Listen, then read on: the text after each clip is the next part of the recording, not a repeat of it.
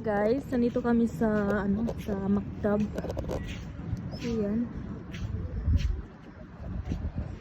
Dito kami, pumunta kami sa CR para mag-CR. So, ito naman yung kasama ko. Naghahanap kami ng magiging amo. Mahirap talaga pag ganitong buhay na. Dito kami kumakain. Ang ganda ng view dito, guys.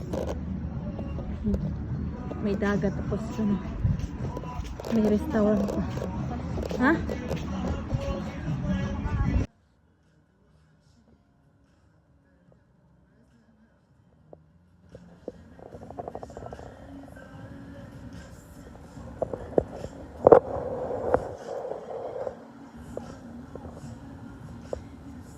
Morning versus evening.